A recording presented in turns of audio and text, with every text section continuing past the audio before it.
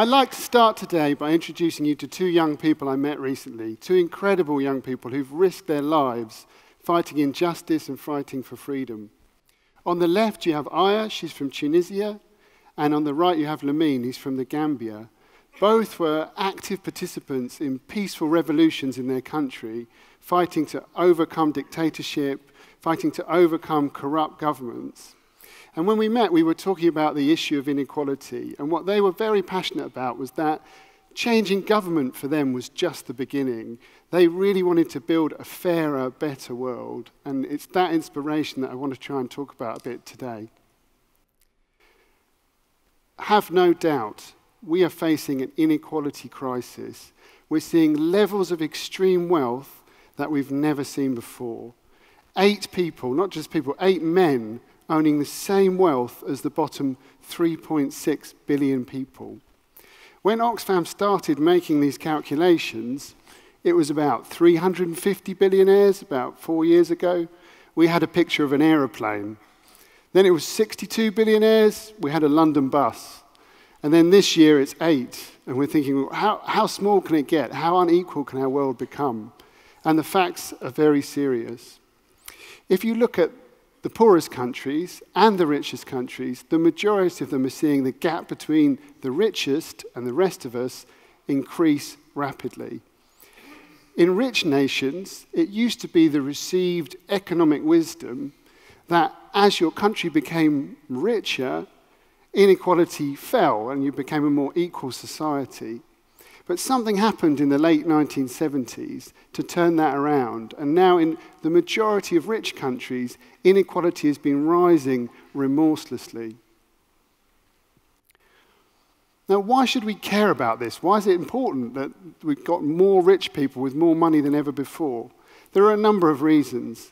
At Oxfam, we care passionately about ending poverty, and you just will not be able to end poverty in the world unless you tackle this gap between rich and poor. Let me give you an example.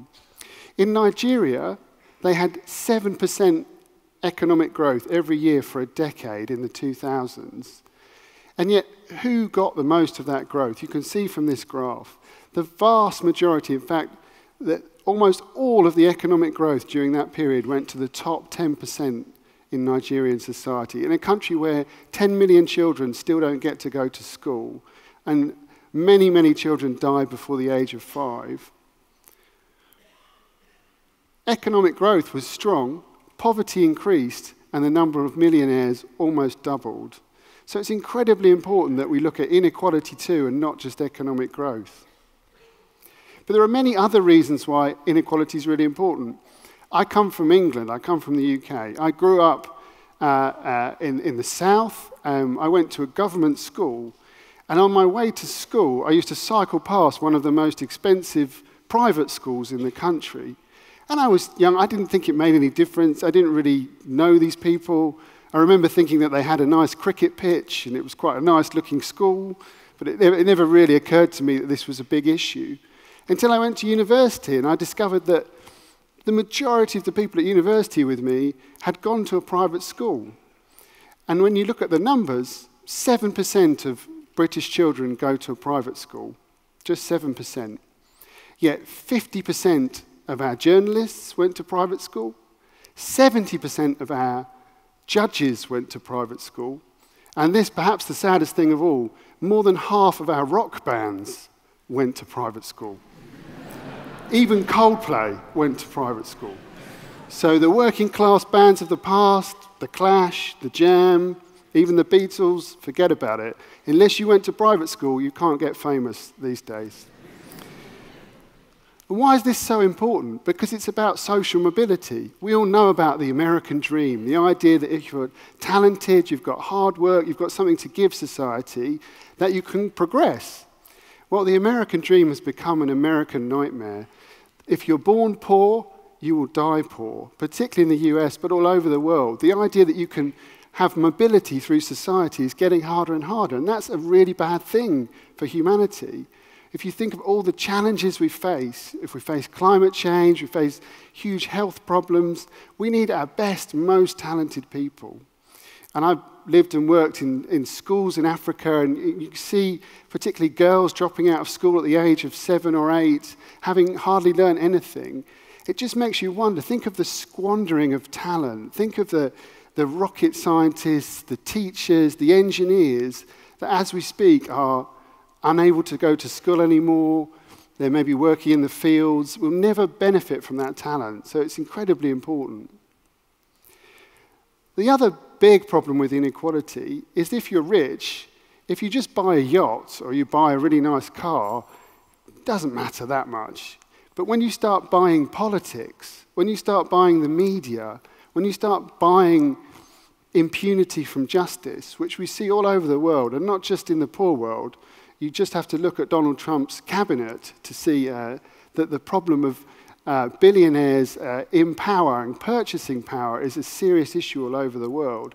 This man, Franklin Roosevelt, was president of the United States just after the Great Depression, when it was perceived that organized money had really taken control of American society. There was a need to fight back.